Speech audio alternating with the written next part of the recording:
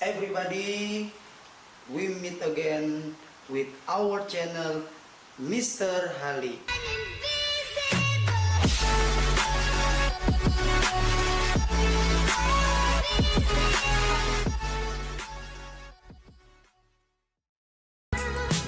Channel ini kita belajar tutorial komputer, video pembelajaran, dan tips dan trik komputer.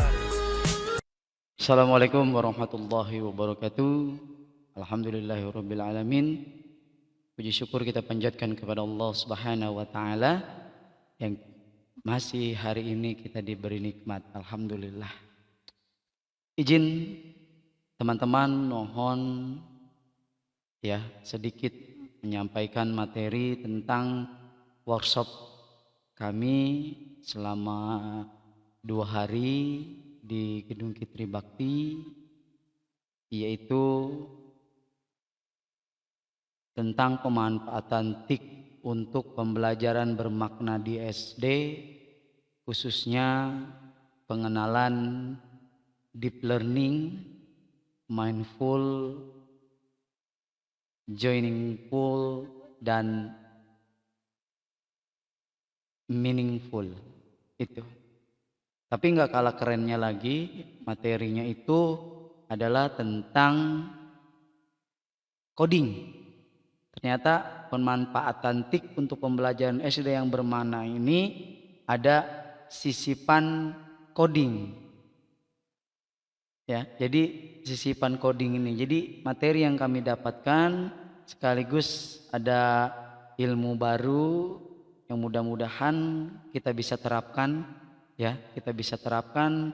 Setelah mengenal ini mungkin kita bisa menggunakannya di sekolah agar pembelajaran ini lebih menarik, efektif, dan inovatif.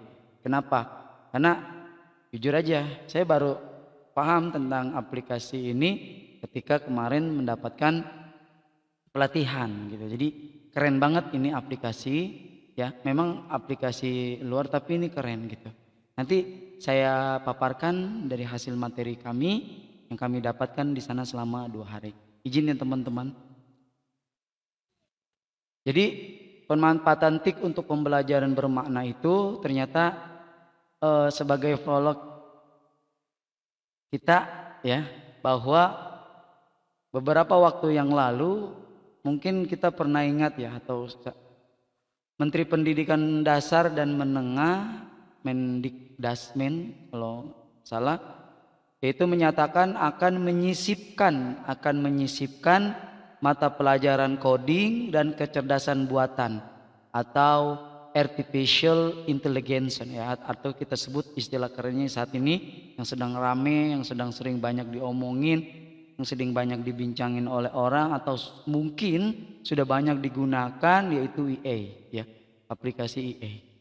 Nah, makanya menteri kita dalam kurikulum SD nanti di tahun ajaran 2025-2026 itu coding dan AI itu dijadikan sebagai mata pelajaran pilihan. Mata pelajaran pilihan. Pesan ini merupakan respon dari pesan yang dititipkan oleh wakil presiden kita, yaitu Wapres Pak Gibran Rakabuming Raka pada Mendikdasmen, agar apa katanya? Agar anak-anak jenjang pendidikan SD dan sekolah menengah pertama SMP mendapatkan pembelajaran mengenai coding. Kita tahu kan coding itu dulu, ya, boro-boro kita, ya, bahasanya ini, boro-boro kita belajar tentang coding gitu, mata pelajaran yang lain juga belum sepenuhnya kita menguasai atau bisa, kayak IPA, kayak matematika, IPS, dan lain-lain sebagainya. Belum itu kita kuasai, sudahlah harus kita menguasai coding. Yang menurut kata orang coding itu sebenarnya bahasa pemrograman loh, kata gitu. Bahasa pemrograman ini nggak mudah, ada data-data yang mesti.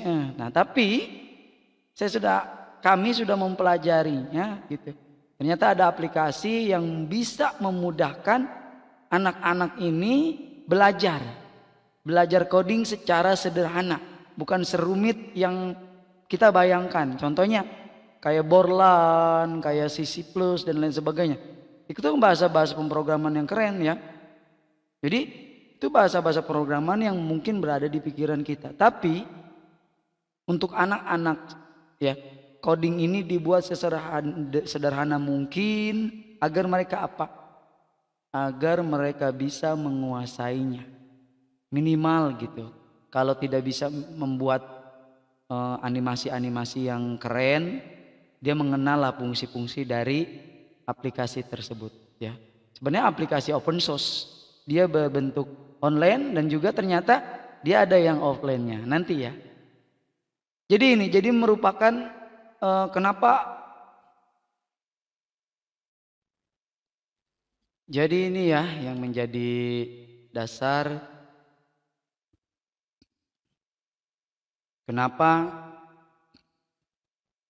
coding ini dijadikan sebagai mata pelajaran pilihan. Sesuai dengan arahan Menteri Pendidikan Dasar dan Menengah, Mendikdasmen ya, dan juga dari titipan Wakil Menteri kita, Wakil Presiden kita Wapres, Pak Gibran Raka Buming Raka, kepada Kemendikdasmen agar apa? Agar anak-anak jenjang pendidikan sekolah dasar SD dan menengah pertama SMP mendapatkan pelajaran mengenai coding dan IE. Kenapa? Kenapa demikian pentingnya coding itu diterapkan di dalam sekolah dasar dan sekolah menengah pertama atau SMP? Karena kita tahu ya, masih banyak yang beranggapan bahwa pembelajaran coding belum seharusnya diajarkan pada tingkatan sekolah dasar. Memang kenapa? Mungkin para IT, para programmer membayangkan coding itu ribet, rumit kan gitu. Ini diterapin di sekolah dasar. Bagaimana mereka yang belum memahami tentang kode-kode. Tapi ya gitu kan, ada aplikasi yang sederhana yang bisa mereka pakai. Mungkin di sekolah-sekolah kita belum diterapkan. Ya memang pesan Pak Menteri ya, itu akan diterapkan sebagai pembelajaran pilihan. Itu dimulai tahun ajaran 2025-2016, di tahun ajaran baru besok. Nah, apakah nanti kita akan diterapkan juga di sekolah-sekolah kita? Belum tahu. Kita tunggu saja nanti ya. Apakah coding ini diwajibkan di sekolah-sekolah kita? Nanti kita tunggu saja ya. Namun inilah materi yang kami dapatkan selama pelatihan 2 hari di Kitri Bakti sana. Jadi, namun yang menjadi kurang tepat, karena ada beberapa alasan mengapa pembelajaran coding ini penting diajarkan sejak SD. Udah wayanya lah kita melek IT. Sekiranya mereka belum paham, tapi mereka udah tahu gitu. Oh, coding tuh kayak gini gitu. Bahkan ada loh anak-anak yang nggak belajar coding, mereka paham tentang permainan-permainan game yang luar biasa, sudah bebasnya. Bahkan mereka bisa bermain game online itu dengan dapat ini, pengen beli ini, maka mereka sudah bisa top up ya. Inilah, nah makanya pembelajaran ini disisipkan mengenai coding ini supaya kata Pak Wapres tidak tertinggal dengan negara-negara yang lain. Nah, mudah-mudahan ya di Indonesia bisa diterapkan. Bahkan mungkin ada sekolah-sekolah yang udah menerapkan coding. Bahkan mungkin fasilitasnya udah luar biasa. Ya, yang pertama, ya kenapa coding itu penting diajarkan sejak SD? Karena satu, meningkatkan kreativitas dan kemampuan memecahkan masalah. Benar. Dengan belajar coding mereka bisa beraktivitas. Dia mau bikin apa dengan sesuai ininya masing-masing, kemampuan dia. Kemudian dia bisa memecahkan masalah. Bagaimana nih seekor gambar burung yang diam, bagaimana sayapnya bisa dikepak-kepakan.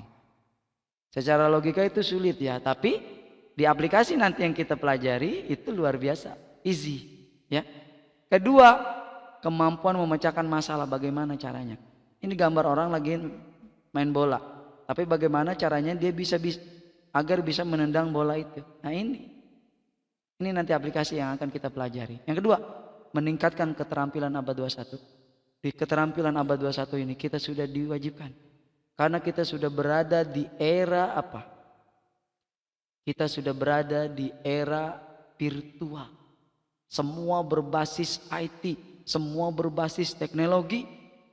Kalau kita tidak mempelajarinya, kita akan ketinggalan. Iya, jelas. Jelas sekali kita akan ketinggalan. Ya, ini terampilan abad 21 di mana platform-platform sudah banyak dikembangkan. Ada platform kita sendiri, ada kita menggunakan platform luar negeri. Yang mempersiapkan siswa generasi unggul pada era digital. Kalau memang kita tidak mampu untuk menciptakan generasi unggul pada era digital, sekiranya mereka sudah paham menggunakan digital. Salah satunya adalah coding dan EA. Yang sekarang memang sudah ramai digunakan, dibincangkan, ya. Gitu. Keren banget gitu. Apalagi sekarang dengan teknologi EA ini, dari gambar bisa jadi bergerak, bisa jadi video, dari tulisan bisa menjadi gambar dan bisa bergerak. Ya, bahkan ya di negara-negara yang maju itu mereka sudah mampu membuat robot dengan teknologi EA, ya, yang sesuai dengan perintah. Mudah-mudahan kita bisa ngikutin perkembangan teknologi saat ini dengan mempersiapkan siswa untuk menjadi generasi unggul pada era digital ini. Terus bagaimana cara menerapkan pembelajaran coding di sekolah dasar? Kalau kita jadikan itu sebagai pembelajaran, pasti dia akan mengganggu pembelajaran yang lain. Kenapa? Pelajaran yang lain saja dia belum tentu menguasai. Udah lagi lah ada pembelajaran coding. Pelajaran IPA saja dia belum memahami. Pelajaran IPS dia belum memahami. Pelajaran matematika dia belum memahami. Bagaimana dengan pembelajaran coding yang berbasis kode data?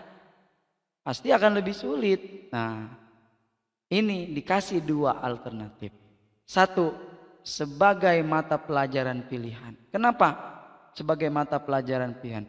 Sebab tidak semua siswa memiliki minat dan bakat untuk ke arah sana. Artinya apa? Ada aspek atau bidang lainnya yang memang digeluti siswa dasar. Atau apa? Atas kesenangan. Seperti apa? Ada yang suka seni, ada yang suka menggambar, ada yang suka melukis, ada yang suka menari. Dan juga ada yang suka olahraga dan lain sebagainya. Bermain bola, bermain bulu tangkis, dan lain sebagainya.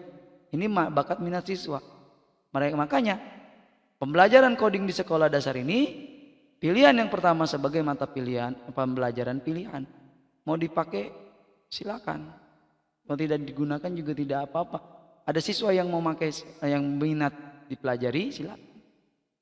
Atau bagaimana secara ini kalau kita guru mengajar sambil menggunakan coding? Bisa-bisa saja kalau kita sudah mampu menguasainya, gitu kan? Yang kedua, sebagai ekstrakurikuler. Kali ini bisa masuk. Kenapa? Karena ketika ada ekstrakurikuler, anak-anak apa? Untuk memilih bakat minatnya masing-masing. Kenapa? Coding dijadikan sebuah ekstrakurikuler di mana sekolah diberikan kebebasan dalam menerapkannya sesuai dengan tingkat ketersediaannya. Ini. Jadi, dua, penerapan pembelajaran coding di sekolah dasar. Satu, bisa dijadikan sebagai pelajaran pilihan. Yang kedua, juga bisa dijadikan sebagai ekstrakurikuler. Ini penerapan coding. Bagaimana nanti lanjutnya? Kita tunggu saja informasi selanjutnya. Apakah nanti sekolah kita di tahun ajaran baru sudah ada pembelajaran tentang coding dan lain sebagainya. Terus kemudian apa yang menjadi kendala penerapan pembelajaran coding di sekolah? Nah, teman-teman, kendala penerapan pembelajaran coding dan EA di sekolah itu banyak. Ada sekolah yang mungkin nanti bisa menerapkan, ada sekolah yang mungkin nanti belum bisa menerapkan. Bagaimana nantinya? Tapi yang menjadi kendala penerapan pembelajaran coding dan EA di sekolah yang pertama.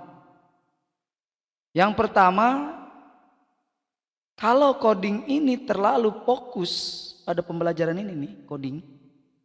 bisa mengalihkan perhatian siswa dari mata pelajaran lain. Jelas.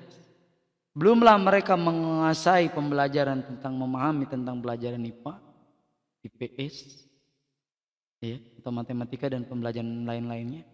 Sudah ada pembelajaran coding. Makanya tadi saya paparkan bahwa bisa menjadi sebagai pembelajaran pilihan sesuai bakat minat siswa. Ini kalau terlalu fokus atau diwajibkan, tapi tidak semua siswa kan mau mengikutinya. Seperti pembelajaran komputer aja kan, seperti di SMP atau MTS, mungkin ada di SD, ada aja anak yang tidak mau mengikuti ini. Apalagi sifatnya nanti ekskul ya, sesuai minatnya. Kalau diwajibkan berarti disisipkan dalam setiap mata pelajaran mereka wajib mempelajari coding. Bagaimana penerapannya nanti? Ya, kita tunggu informasi selanjutnya. Tidak semua sekolah nih yang kedua. Tidak semua sekolah memiliki infrastruktur yang memadai untuk mengajarkan coding. Benar. Enggak semua sekolah fasilitasnya lengkap. Enggak semua sekolah siap. Ini yang menjadi kendala. Kenapa?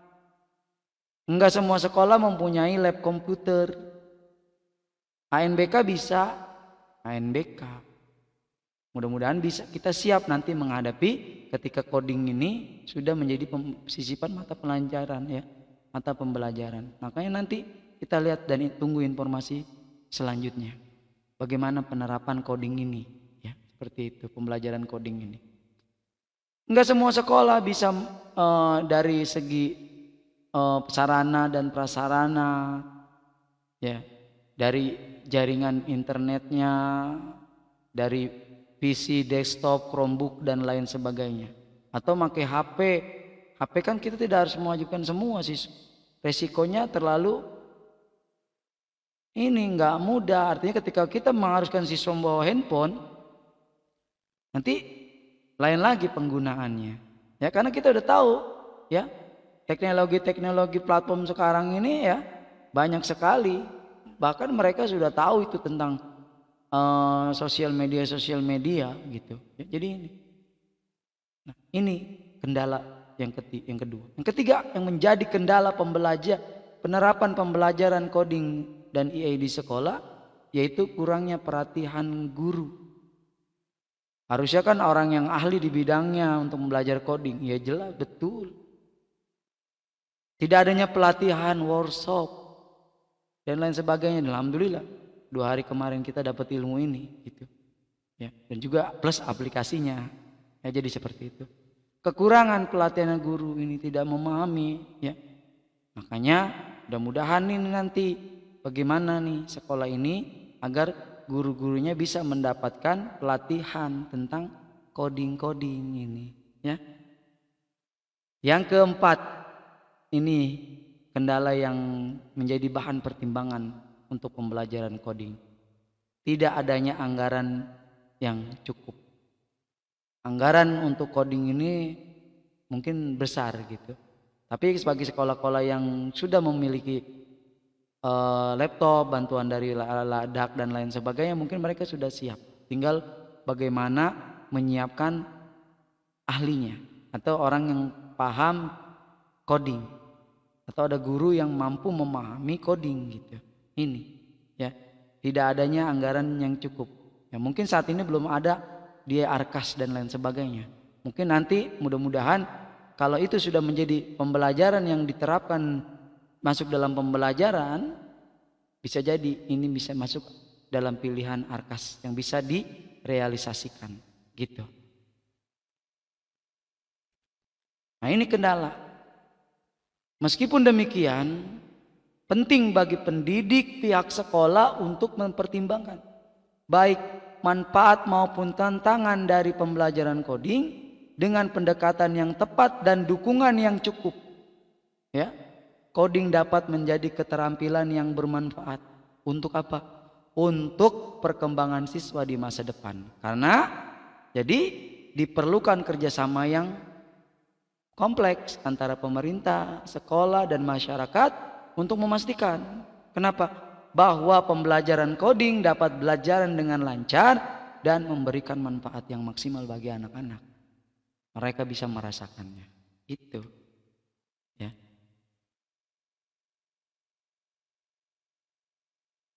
Terus apa yang menjadi manfaat pembelajaran coding dan DA? Pembelajaran coding dapat memberikan manfaat bagi tumbuh kembang anak sebagai pertama, meningkatkan keterampilan logika. Logikanya bisa terbuka. Kedua, meningkatkan kemampuan dalam memecahkan masalah.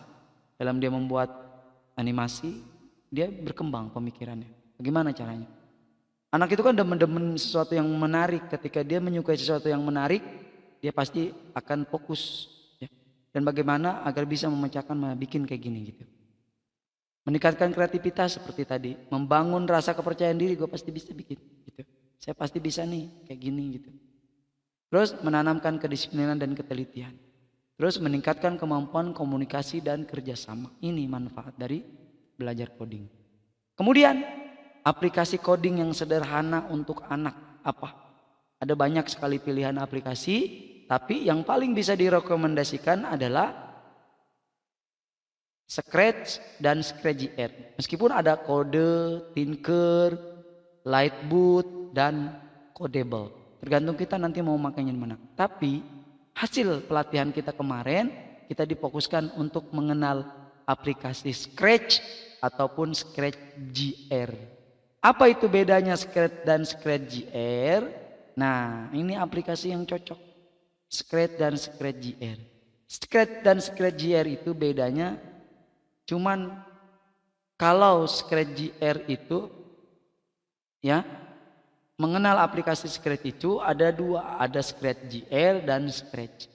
Kalau Scratch.jr adalah versi yang lebih sederhana lagi dari Scratch. Kenapa? Karena ini yang Scratch.jr ini, JR kita tahu JR itu kan junior untuk anak-anak usia dini, ya usia dini, PAUD, SD 1, 2, 3 mungkin gitu, yang belum logika berpikirnya belum jauh. Tapi kalau anak kelas 4, 5, 6 nggak mungkin kita kasih JR karena ini memang khusus. Bagaimana tampilannya JR? Nah, ini tampilannya JR nih. Ini saya pakai yang offline, jadi ini tampilan JR-nya. Jadi seperti ini. Ya. Ini menu, ya. Sini menu, di sini setting bahasa, di sini mengenal what is, apa itu, about, tentang. Di sini quit, ini sampel project nih. Di sini ada sampel project, ya. Sampel project nih kayak gini nih. Kalau kita ketik ini, ya, ini dia jalan. Nah, seperti itu.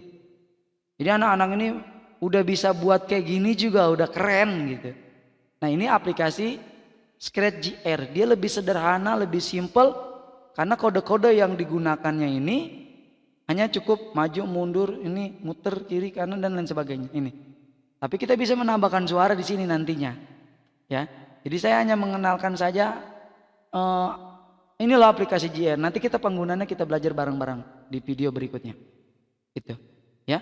Inilah contoh ya, contoh penerapan aplikasi JR. Anak kalau udah dikasih gini, dia mau berpikir bagaimana caranya bikin biar kuda ini bisa loncat-loncat. Ya, muter-muter. Nah, ini ada kode. Ini nih kodenya, warna bendera hijau, tanda anak panah, kedip anak panah, lingkar balik. Nah, kayak gitu. Ya. Jadi ikannya dan lain sebagainya nih. Jadi keren kayak gini. Stop. Ini tanda stop. Dia akan berhenti. Ya. Jadi seperti itu. Ini aplikasi JR, lebih sederhana dan simple. Kalau menambah di sini, bikin, nah di sini, ya. Ini background, kita bisa memilih background banyak sekali. Kalau di sini kita bisa memilih karakter, ya. Kita memakai apa? Contohnya kuda. Kita scratch di sini dia ada kuda. Ya, ini aplikasi sederhana. Maka gini, ya. Jadi kalau kita pengen ngeliat hasilnya, ya, seperti itu. Inilah, ya, aplikasi Scratch.jr-nya. Kalau Scratch-nya ini lebih kompleks lagi. Tapi mudah-mudahan untuk anak-anak sekolah dasar kelas 4, 5, dan 6 mungkin bisa. Karena tampilannya sudah kompleks. Ini yang offline. Dia ada yang offline dan dia ada yang online. Bedanya di mana? Kalau yang offline kita langsung ya, kita langsung ke offline, Scratch Meet Edu. Nanti kita akan ditemukan tampilan yang online-nya kayak gini. Ini online. Kita joining, tapi online itu kelemahannya kita harus punya akun, ya. Kita harus punya akun. Makanya aplikasi Scratch ada yang berbasis online dan ada yang juga berbasis offline. Bedanya cuma itu. Kalau yang online kita harus pakai akun dan akunnya bebas, ya. Kalau yang offline itu tinggal download dan install saja tanpa kuota dan tanpa akun. Contohnya saya contohin. Ini alamat linknya ya. Ini alamat linknya. Alamat linknya di sini. Ini untuk Scratch yang sudah agak ini ya, untuk dipakai di anak yang lebih lanjut, bukan dini. Direct langsung. Nah, ini untuk yang Scratch JR-nya, pilih versi Windows-nya kalau memang PC atau laptop kita menggunakan Windows. Kalau pakai Mac, kita tinggal pilih yang pakai Mac. Itu aja. Jadi kayak gitu, ya. Perbedaannya ya. Bagaimana kalau pengen pakai di handphone? Bisa, tinggal unduh aja di Play Store, cari Scratch dan Scratch JR Junior. Jadi bisa seperti itu. Nah, ini tampilannya, yang offline dan online. Yang ini yang online, nih, yang ini yang online. Nanti kalau pendaftarnya kita joining dulu. Join. Kita isi identitas kita. Nanti kalau sudah masuk, nanti tampilannya kayak gini juga. Ini versi offline-nya. Tanpa kuota, jadi kita bisa belajar juga. Ya, sama. Lebih kita contoh kita event sini. Ya. Terus move, maka gambar ini akan jalan. Tuh. Jadi kayak gitu ya. Ini belum, kita tambah background di sini. Nah, contohnya ini. Nah, dia kan udah punya background dia di sini. Nah, ini yang sederhana, kita buat jalan. Nah, kayak gitu. Nanti insyaallah ya. Insyaallah. Ini yang online-nya, yang offline-nya. Jadi kayak gitu. Ya. Siap belajar coding? Selanjutnya, yuk kita belajar bareng-bareng, mudah-mudahan nanti kita bisa. Yuk mulai belajar coding dari sekarang, anak hebat di abad 21 menuju generasi emas. Yuk mulai hari ini mungkin kita belajar coding, nanti kita kenalin, kita belajar dulu, nanti baru kita terapkan. Ya. Bagaimanapun itu nanti kita tunggu perkembangan informasi berikutnya di tahun ajaran baru. Ya, mudah-mudahan kita lanjutkan, kita akan belajar coding, mengenal coding dengan Scratch dan Scratch JR. Bagaimana downloadnya? Nanti dipandu di video berikutnya. Ini materi yang kami dapatkan selama 2 hari di pelatihan Dikit Tribakti dalam pemanfaatan TIK untuk pembelajaran bermakna di SD, khususnya pengenalan aplikasi coding untuk anak-anak sekolah dasar. Mudah-mudahan pemaparan materi ini cukup bermanfaat dan kita bisa pahami bagaimana penggunaan mengenal aplikasi coding itu. Selanjutnya insyaallah kita belajar coding di video berikutnya. Saya akhiri, mohon maaf kalau ada kalimat yang salah. Assalamualaikum warahmatullahi wabarakatuh.